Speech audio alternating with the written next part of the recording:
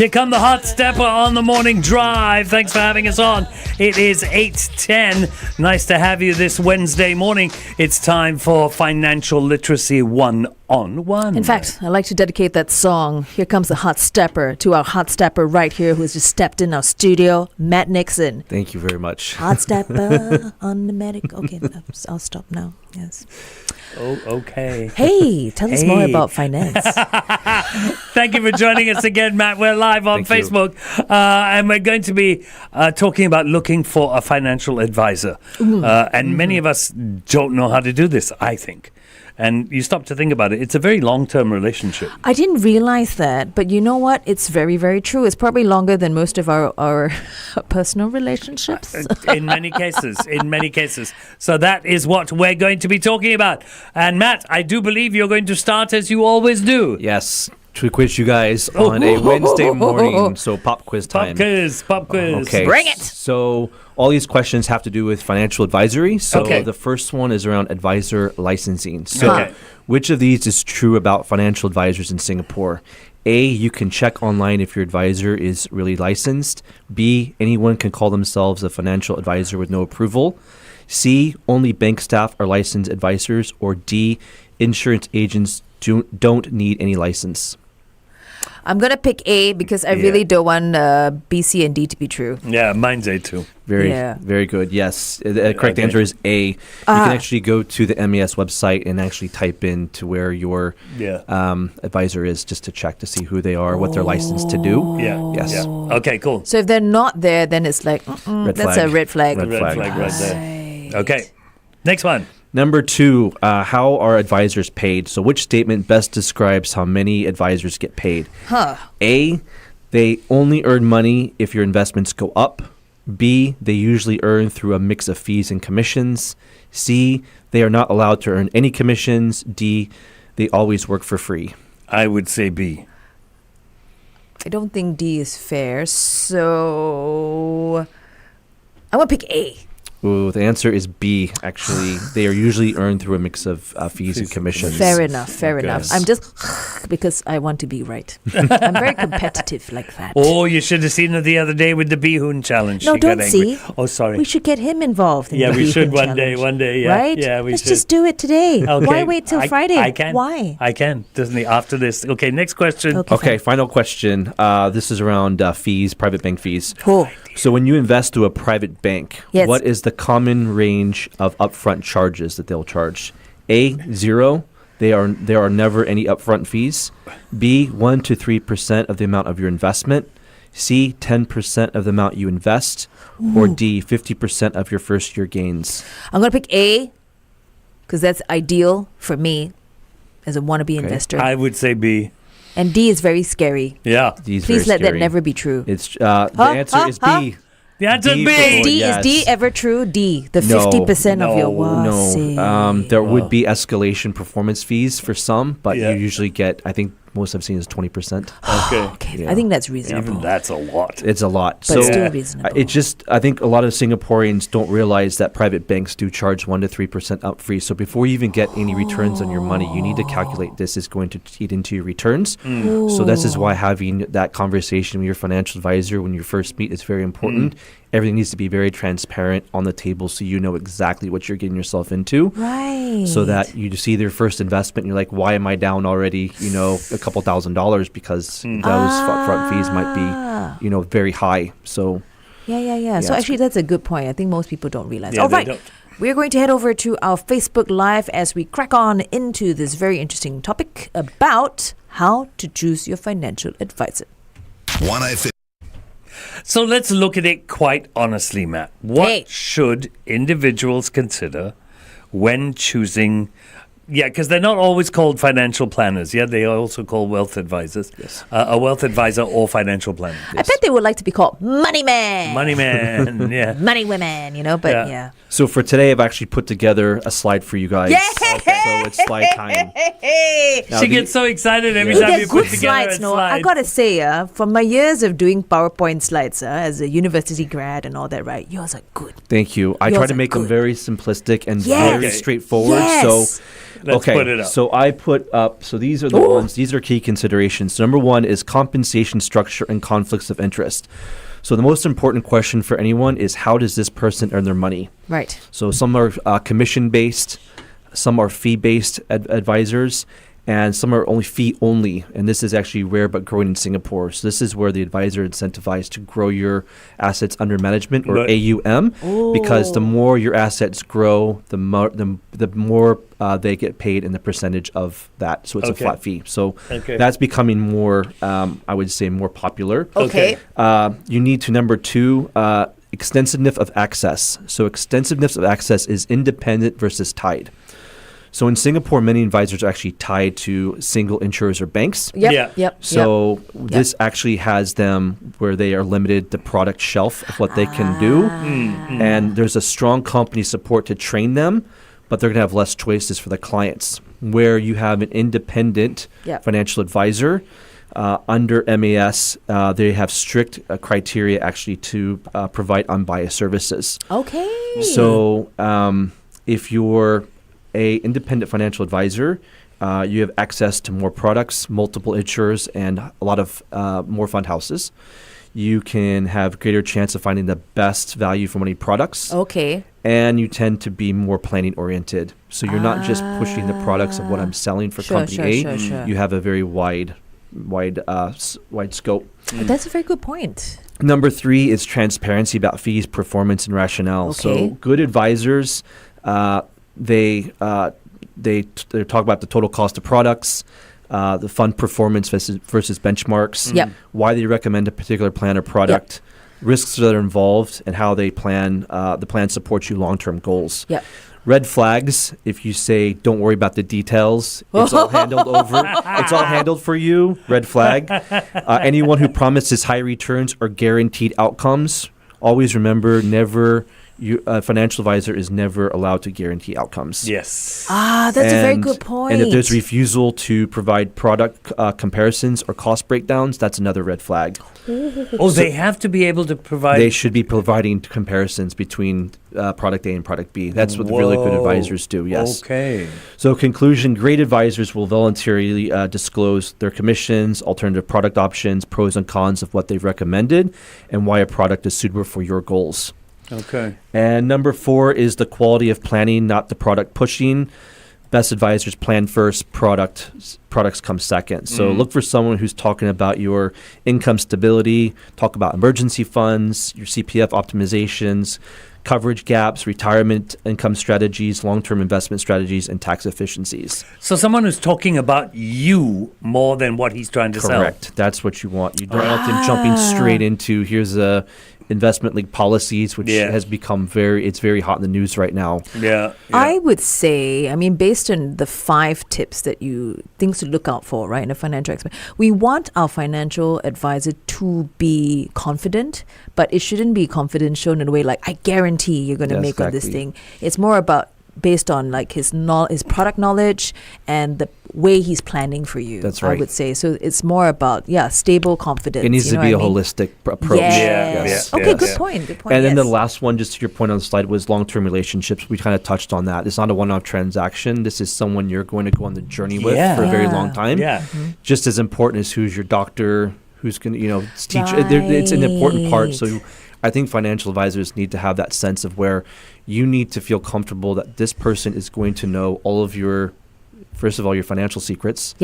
They're going to need to know where you're planning. They're going to be there when you're buying your first house, your condo, HDB. They're going to be there when your kids are being born.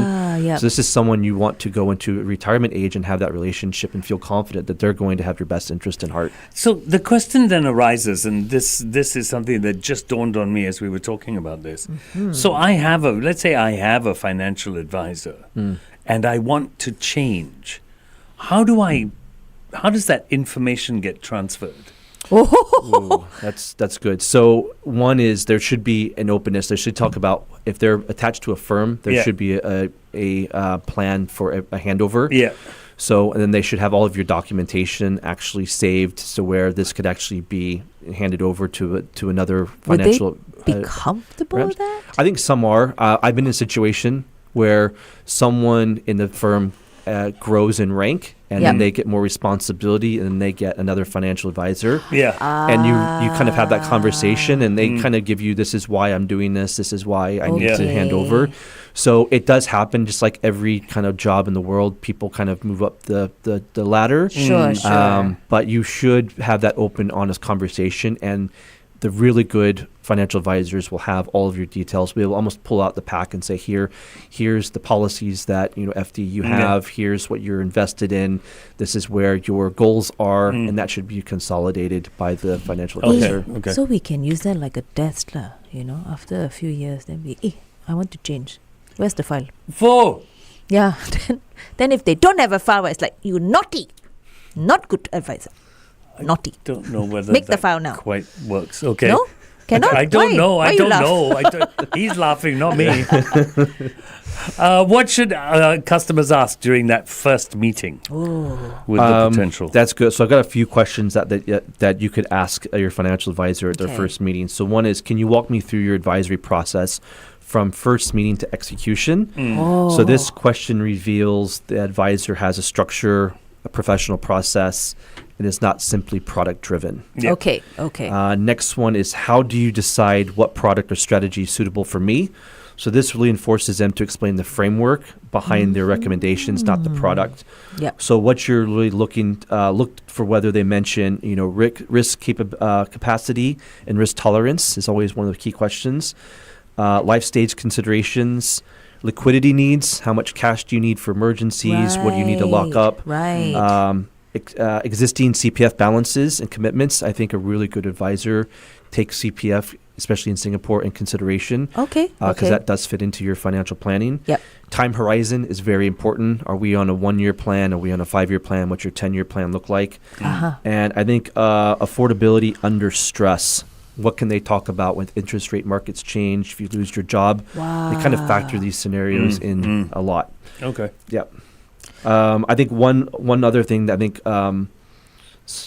I've noticed a lot Singaporeans don't ask is also, how do you benchmark your performance? I think that's very key. So a serious advisor is going to be able to explain what index or what reference they compare their investments against. So you know that you're investing in something that's outperforming or underperforming a certain index. Right. That could be anything from the S&P 500 in the U.S. or the NASDAQ or the, here in Singapore, the Singapore Stock Exchange Index with all the... Right. Yeah. Right. We're gonna address that question because that is very important. How do you measure their performance? Back on air on 1FM. Come and join us. Wakefield with Saturday night right here on the Morning Drive. We are here with episode 9 of our Financial One-on-One with Matt Nixon. And we're talking about financial advisors and how you pick one. You had a question. Yes, because you were running through about things to ask your financial advisor, right? So that was actually covered on our Facebook Live. You can catch that by checking out a video either on our YouTube or Facebook Live. But there's one part of it that I think you do want to elaborate more on. It's like how, and it's important that you must measure their performance. How do you benchmark it, right? So could you take us through that? So if you invest in with let's say if you're doing an investment with a financial advisor, you need to know what index or reference they compare their investments against. Okay. So you also need to know whether they show the fees that they're charging net of performance. So if your performance is, you see that it's 10% in the market and you're only getting 7.5%, you're like, where is this? You need to understand that 2.5% is the fees that they're actually getting from you. So that needs to factor into your investment choice. Okay. And then also how they measure insurance efficiencies, cost versus coverage of value. So I think in the news there's been recently that there has been a lot of discussion around integrated shield plans. And this is where, this is a very, I think for everyone in the market right now, and I know from personal experience, everyone is trying to get this information out to the market because in April of 2026, the IP rider that actually gives you extra coverage is now going to be a lot more expensive. So this is when you need to sit with your financial advisor and be like, hey, this is in the newspaper. Please walk me through this simplistically. So am I going to be spending more on premiums I think there's a cutoff date for March 31st of 2026 before these new measures come into place. So these are the conversations where you really need to start talking to your financial advisor. And if they're not coming to you right away with this news, it kind of is another red flag because they need to be explaining to you what's going on. These changes affect everybody in the market in Singapore because it's under your IP rider for hospital coverage and how you're going to spend out of pocket if something was to happen to you. Yeah, and it's quite a significant change. It is a big change. I think the key thing that I'm picking up from everything that you've brought up here, right, is that yes, we're choosing a financial advisor because you want to work with an expert who is supposed to know his stuff, right, and take care of your finances. But even then, we cannot just rest on our laurels, right? We do have to still be in touch with what's going on, right? We still have to be active. We may not know in detail, but we still have to just be aware of what's going on, and just not hand over everything to our financial advisor. Yes. That's why you're tuning into this episode and our series, yes. Huh? Because Lavi's got all the right questions. Alrighty, we're heading back to our Facebook Live to carry on this discussion about how to choose the right financial advisor for you. Come and join us on our Facebook Live. The Morning Drive. Now, this next question is going to make Lavi very, very happy. Oh, why? Is there anything you wish more clients knew before engaging an advisor or buying insurance? You know why you're going to like this question? I mean, it's an interesting question, yes. Yeah, because Matt's got another slide for this one. Oh! Yay! I'm quite the information junkie, and when you put in such a nice slide, I'm like, ooh! So here is the 6 things to know before engaging a financial advisor or buying insurance. Okay. So I'll run through these quite quickly. Number 1 is insurance isn't a magic shield. It's a tool. So it won't solve every financial problem. It works best when integrated into a bigger plan. It's not purchased in isolation. Okay. Right, Okay. So number 2, cheapest is rarely best, but the most expensive isn't either. So value comes with suitability. A good plan matches your goals, lifestyle, and risks. Not all policies or investments are built for your situation, so remember that. Right. Yeah. Number 3, advisors aren't mind readers. So the quality of advice depends heavily on how open you are about your finances, fears, habits, and goals. Okay. So transparency to your financial advisors equals better recommendations. Okay. Number 4, you're allowed to ask tough questions. Fee structures, commissions, product alternatives, performance history, conflicts of interest. Nothing should be off limits with your financial advisor.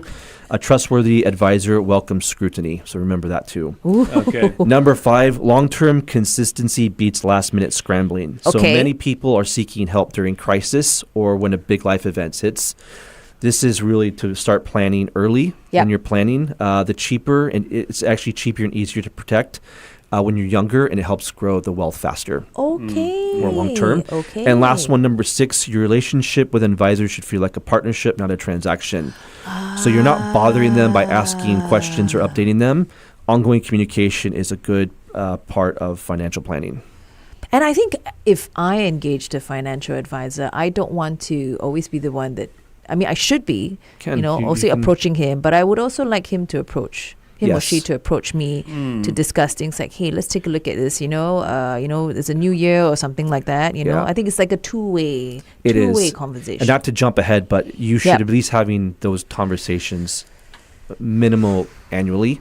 Okay. Good advisors 6 months because markets change, priorities change. That's true. And I think you really want to engage your financial advisor immediately if you have a big life event. That is you're buying your HDB flat for the first time. You're buying into a condo. Yep. If you have a child on the way, kids are getting ready to go to university. These are the kinds of things. There's a death in the family as well. You need to really start talking to, especially if you're looking after your parents.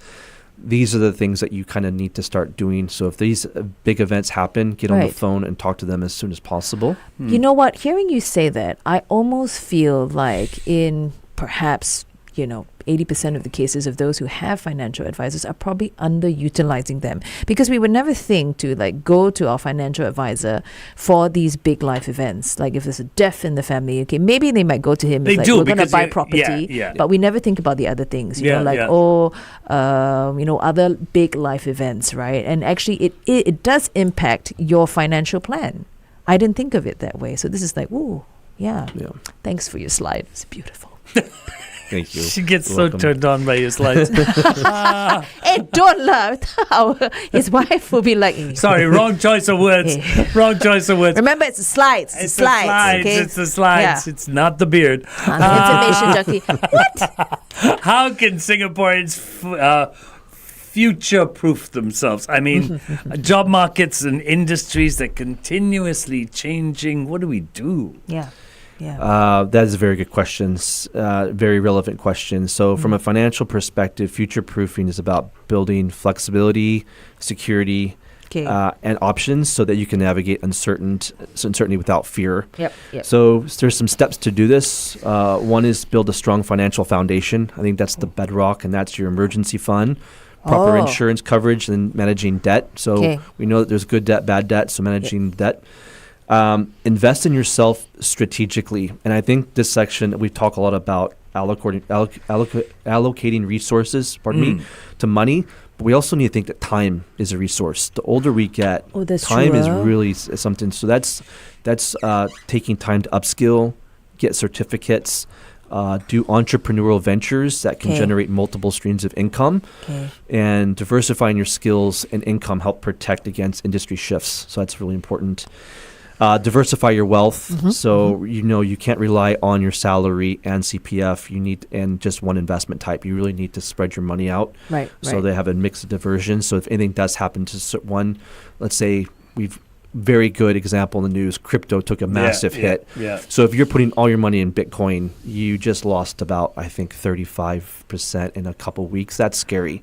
So you really need to, and don't put yourself all the money in gold or all the money in cash. You really need to have a good financial advisor who has a very good split. So you're in fixed income, you're in equities, you're in blue chip funds, you're in growth funds. So that's one thing to really look forward to is diversifying your wealth. Number 4, plan for long-term goals and stay adaptable. I think adaptability is a skill set that really helps in these kind of to future-proof yourself. And that's being able to kind of reinvent yourself, if you will. Number 5, leverage compounding and smart planning early. We talked about compounding being one of my new 5 C's last week.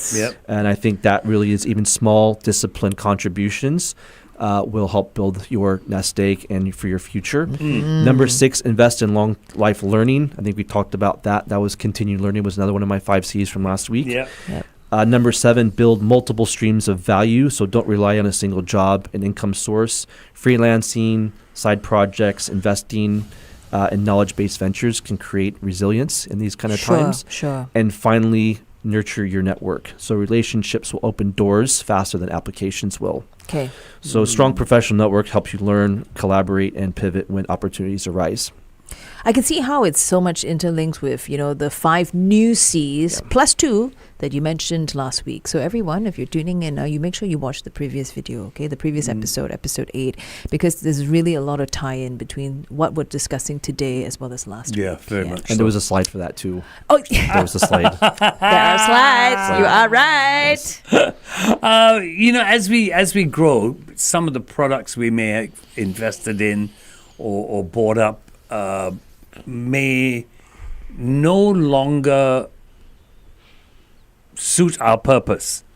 What do we do then? That is so. So how do we how do we adjust? Things? Life changes. So when you talk with your financial advisor, you need to design your plan with flexibility and liquidity. So making sure where possible you're not locking everything up in long illiquid products with heavy penalties. So that's something you need to be aware of when you sign in for something. Example of that is some of these investment-linked policies I mentioned, these ILPs that are in the news. You get locked in for 5 years and you can't touch it. So if something was to happen and you're paying a very high premium, you're really you're stuck with that, unless you could lose a very high percentage of that if you decide not to pay. If your situation changes with job loss, relocation, medical issues, you need to revisit the plan and reprioritize your cash flows and your protection. So kind of do that as well. And then finally, if the product is no longer suitable, and this is kind of last case scenario, you need to continue, maybe you need to scale down a bit. So some of these policies you can kind of reduce your premium, but you need to talk to your financial advisor about specifics ones. But the last option is surrendering, and that's when you actually have to walk away and take a loss because you made that piece of income. So it does happen in certain circumstances, but that should be very last resort. I'm wondering, in this scenario, right, because of all the different ways that you're mentioning, would diversifying investments actually help? Because you never quite know when all these life events can happen, right? They just happen. So if your investments are properly diversified, I wouldn't say widely diversified, but properly diversified, it could better deal with. You would hopefully that you would be able to get, if you needed cash quick, let's say you lost your job for 6 months, you'd be able to something you can sell down. So that is having money in stocks, money market funds, so that you can get that right away. If you've got all your money locked up in your condo, that's going to be a problem. Or you have whole life plan policies that you're paying high premiums on, and then for some reason you can't actually pay that premium.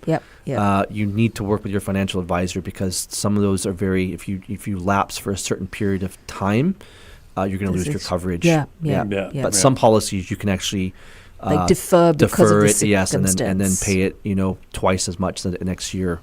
Or switch it from annual payments to semi-annual payments or to monthly payments based on your situation. But always kind of have some sort of that emergency fund for anything that happens, like around job loss, medical emergencies specifically. Yep. And again, I feel like it's really pushing for that key thing with financial advisors. You need to be transparent with whoever you pick as your financial advisor. Right.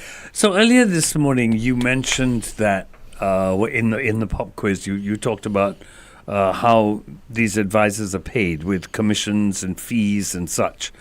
How does a consumer understand how their advisor is paid, number one, and why is it so important for us to understand that? Is there like an invoice?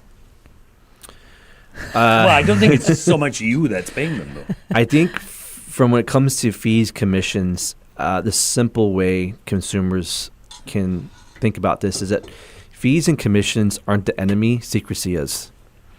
So you really need to ask your advisors 3 questions. One is, how much do you get paid if I say yes to this product?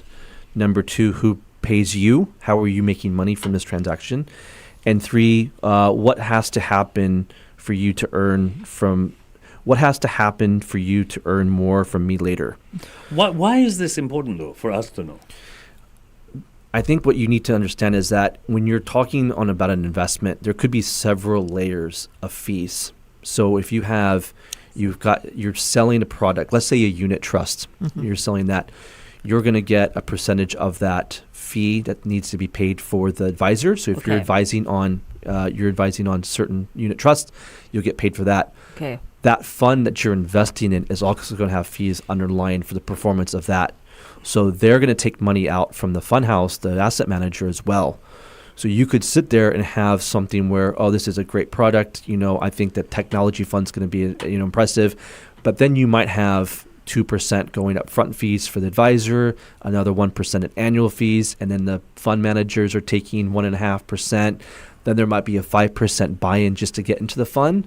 So you add that up, that's almost 8.5%. Off the math of my head, before you can even start earning any money. This is where you really need to understand the products that you're investing into. ILPs are in the news because of the amount of fees that are taken out of this product. So an ILP, for just for really simplicity, is that when you have an insurance product, you usually can get there are some guarantees in insurance products, 3 to 4%. The insurer is investing in products that's going to make them enough money to cover. ILPs give the option for the person to choose funds to invest in for their insurance coverage.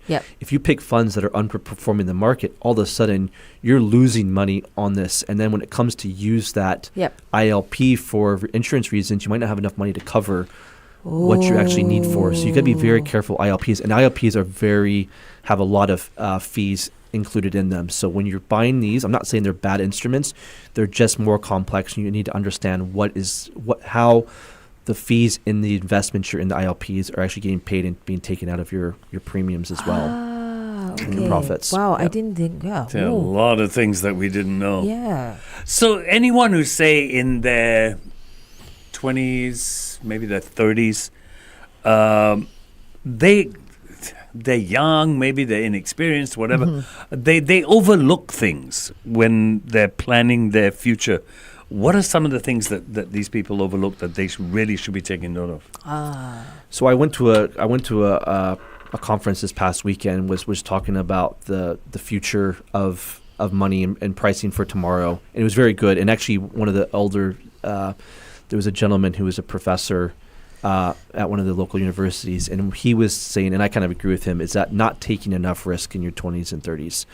So this is the time in your lives when you actually can afford to take the most risk because you're young, you've got such a long runway ahead of you. Yep. Young adults, just think about this, your future paychecks over the next 30 to 40 years are actually worth millions of dollars. Yeah. So even though you think that you're not making much now, once you start compounding that and investing that over time, those decisions you make in your 20s and your early 30s could make the difference of a couple $1 million when you get into your 60s. Don't be afraid to take those big risks, but be sensible, know what you're getting into, know the product you're buying. And also is a good thing is you want to know, have you guys heard of the rule of 72? So the rule of 72 is estimate how long it takes to double your investment given the interest rate. Okay. So but dividing by 72 by the interest rate will show you how long it will take to get your money. So that's something that you can sit there and use that. So if you're, let's just say you have an investment for 5 years, you divide by 72 by 5, that's going to show 14.4% annual interest before you're going to get that. So if you're at 25 and you can find something that's going to give you, a tech stock that's going to go 14.5%, it's aggressive growth. You will double your money in 5 years. So by the time you're 30, so use the rule of 72 and kind of calculating this to help you kind of, see where your investment target can be and if it's achievable. Because I think there's some investments right now you could, if you're more risk taking, those gains will pay off a lot, and you're taking that risk in the 20s and 30s when you have a bigger runway to actually make money in your lifetime. Okay. Alrighty. With higher living costs and economic uncertainty, what's the minimum we should be doing to protect our financial health? We're going to address that really briefly and then elaborate more when we go back on air pretty soon. So what are your thoughts on that, Matt? I think with high cost of living and economic uncertainty, I think there's 4 non-negotiables for financial health. Okay. And we talked about these before, but I'll just kind of so you need to know your numbers. Yes. So there's no more of like just second guessing where you're getting your take-home income from, where your expenses are going. You really need to know what the money's left over for the real capacity for savings and lifestyle. There's no way around that. So you really need to know your numbers. Protect your downside first. So it's an absolute minimum that you need to have your hospitalization plan. You need to know you have basic term insurance, especially if someone depends on your income in your house. So if you've got kids or a spouse and your spouse isn't working. And you really need to avoid a situation where one illness to a family member can have a fire sale of all of your assets. Number 3 is really to build a small but real buffer. I know we've talked about this, but... Hang on, we'll head back on air for this. Hey, Savage Garden taking us to the moon and back here on 1FM as we continue on with episode 9 of our Financial One-on-One with our financial expert Matthew Nixon as we talk about all the things to do when you are looking for a financial advisor. So off air, we were in the midst of a great question, Andy. What's the minimum someone should be doing to protect their financial future these days? Yes. And there are 4 non-negotiables, right? Which you have brought up in previous episodes. Yes. Let's run through 1 and 2 really quickly. Yeah. So know your numbers. So know what your income is, expenses, and what's left over to invest. Protect your downside first. So your insurance coverage is important. Okay. Number 3 is build a small but real buffer. So we've talked about this 3 to 6 month emergency fund. Yes. If not 1 month, just get that 1 month emergency fund in there. Yeah. Okay. That will keep you from taking, any job out of desperation or swiping higher interest credit cards just to survive. Right. And that leads me to number 4 is stop the bleeding. High interest debt is an emergency. So if you have credit card balances, personal loans, this is where your priority number 1 needs to stop spending new on these Yep. and create a repayment plan. I think Yep. we talked about this before, is Yeah, consolidating we your have. debt. Yep. Because in this time of uncertainty, these are things that really can get you into problems short term that are going to have lasting effects. Sure, Yep. sure. The other thing that is that we've got people listening to us now, and they've got the plans, they've bought into the policies and whatever else, and they haven't checked anything for donkey's years, and it's sort of just sat there. Yeah. Now they want to check in. What should they look for? So, first of all, if you haven't talked to your financial advisor in a while, Yeah. you need to make that phone call, drop that email, Yeah. and Yeah, be because like, you said this is every 6 months. 6 months is or good at hygiene. least one year. 1 year should be Okay. minimum. And then I said, if you've got a big life change, immediately call them. So new job, pay raise, pay cut. Pay raise is actually something interesting. If you're making more money now than you got than your original plans, you need to see if you maybe could get additional coverage, or you need to put money in your investments, because you might be sitting on something that you were an entry-level job and now you've been promoted a few times and you're not really taking in that consideration. Oh, that's a good So point. that is something, or, Yep. there's, like I said, you're buying, selling property, there's an illness in the Right. family, you need to take these in considerations. So question is, how have my goals changed? That's where you really need to look at yourself. And if my goals have changed, call your financial advisor and start talking. Actually, I want to put this out there. We keep saying, like big life events and all that, right? But I think it should be just any changes that you experience, be it your job or what's happening at home. Because it may not seem significant to you, but like you said, one pay raise can actually mean a lot in terms of the investment plan. Yeah. So Yeah. I think any changes that happen in your life. Alrighty, we're going to head back onto our Facebook Live because we've got more questions about this topic. Come and join us. The morning. Alrighty. So anything else that we should look for if we've been sitting on these investments and haven't checked? Is there anything else we should look for? See if your risk tolerance has changed. You might be a bit more, as you kind of get to your 40s and 50s, your aggressiveness might be a bit more. Yep. Always talk about your CPF planning long term, making sure you're hitting those goals for the FRS amounts or the enhanced the ERS.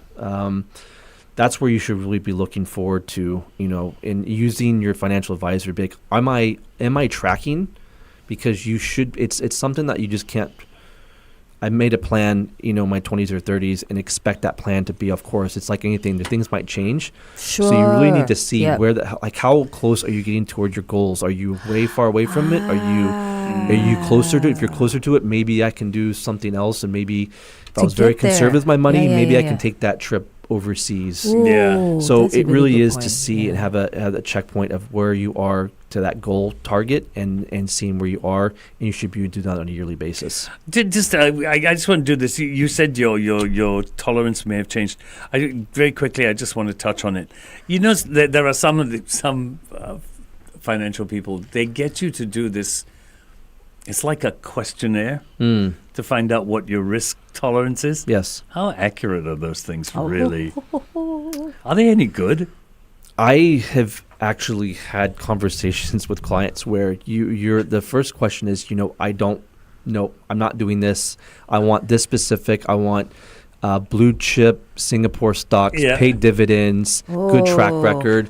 And then you start, they might see something in the news, or you might talk about a product like private credit. It's very, very, very in the news right now, and usually has double-digit returns. And they're like, well, maybe I'm a little more, I'll be a bit more risk-taking and take that. So the more you talk to someone, you really start realizing that they are open for, more discussions. Right. But then that's educating them on here's the risks of doing that. But Right. I do find Sure. that you can have these conversations. One time it is Sure. like, I just want, my basic, Yeah. put my money Sure. into something like a OA account that's going to give you 2%, 2.5%. And then you start talking about, well, I could get this product that gets you 5%, or this performance, had, 50% because, gold prices shot up to, to the roof this year. They're like, well, maybe I want to get into that. So I think when you get people more educated, the tolerance checks. But for most people probably think they're this, but they're probably one notch a bit higher. Yeah, when you start. Yeah. Interesting. Something to look at. Because sometimes I also wonder, like, those questionnaires that you do about, what's your risk adversity, right?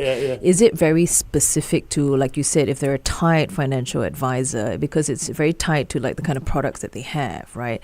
So, but I guess it's always a good place to start, you would say? Yeah. Okay. Can I take your questionnaire? Do you have one? I will give it to you. I will send it to you afterwards. Yes. Okay, it'd be interesting to see where you stand. Yeah. Right. Yeah. Always a good thing. What does good financial advice look like for we've got a couple of weeks left of this year. How different has it been from 10 years ago? Wow. What are we seeing in 2026? Wow. I see that there's 5 ways that the mindset has shifted, I think, over the last decade. So if you look about 2015, from a financial advisor perspective, I think it used to be is what can I sell you? Or from a client side, what can I buy? To what are we trying to build? So the key difference now is outcome is more of a coherent life plan instead of just a drawer full of policies. Yeah. Number two is I know you listen, but I think collaborative data-driven planning is more effective these days. So advice is interactive and adjustable and not a one and done. Number 3 is, I think the conversation is you beat the market talk. And that now in 2025 has gone from goals, risk, and behavior. So the key difference from success is actually life outcomes, not just bragging rights of being the market. Right. And I think another one is number 4, one size fits all. The life stage and the niche specific advice has really changed. So I think the key difference is that advice speaks to your life now, not just your age and income band. Right. If that makes sense. Right. And then finally is from once at a point of sale is that ongoing relationship and coaching. I think the key difference from 2015 to 2025 with that client financial advisor is that the advisor behaves more like a family CFO and a coach and less of a salesperson just popping up and wanting to talk to you every few years because they've got a new product. Yeah. So important. Okay. But I think that puts very clearly, more and more what you want to look for in a financial advisor. It's really putting it down to very key attributes. It's not just about, it should feel like this. But thank you so much for that. We're actually going to jump back on air and I'll wrap up this great episode. Come and join us on 1FM. Gloria Estefan and 1, 2, 3. She can count. She's trying to get in on this financial literacy one-on-one. So she learned how to count first, which was important. That's very important. No point if you can't count. You can't do anything. You can't identify numbers. How can we proceed? True. That's why. So a great episode for today. Thank you, Matt. And of course, there are slides. There are really, really good slides. Okay, that will be available when you can watch the video once again, either on our Facebook or you can also catch it on our YouTube channel. Really, the slides kind of put everything into perspective very clearly. Yeah, they do. That's how I feel about it. Do. And I'm very impressed, this guy. If I was your teacher, I'd be like, thank you. If you want to contact Matt, you can catch him on IG, Matthew A. Nixon, or LinkedIn. LinkedIn, we would search for Matthew Alexander Nixon. Am I right? Yes, that's right. There you go. Come on, you got to recognize that face. Yes. Make sure you click on the right person, okay? True. Yeah. So if we could summarize... we went through very key points, right? We did. But would you say if you could summarize in just three main takeaways from what we have discussed today as we wrap up on, things to look out for when you're looking for a financial advisor, what do you think that would be? At least those 3 to start from. They're not the be-all, end-all, but the 3 key ones. Number 1 is that if you have a financial advisor and haven't talked to him or her in a very long time, give them a call and ask them if they're planning still on track and to have that meeting. We're coming to the end of the year, so this is a perfect time. Okay. Now, caveat, financial advisors need holidays too, so at least maybe start booking them maybe in January, but before the Christmas holidays. Or you can ask them, where are you going? I'll meet you in Budapest. Yes, I'll meet you there in Bali. We can sit by the pool and discuss. No, don't do Bali, Budapest. Sorry, I'm so sorry. Your financial advisor is very shishi. Yeah. Okay, Budapest. Look at the relationship if it's working for you, and if you see the longevity of this relationship going forward. Okay, and if not, if not, then give me the file. You need to start looking and maybe testing the market to see if there's someone else. There's nothing that hurts from talking to someone else or talking to someone else, a friend of yours. How's your experience with your financial advisor? Because everyone's got different strengths in the industry. But of course, it makes sense to just stick to one financial advisor, right? If you're going to change from one to one, right? It's not have two advisors. It's easier to have one, so just one-stop shop. Yep. But the other one I wanted to say too is when you're thinking about your plans on the future, make sure you understand your own risk tolerance first. Yes.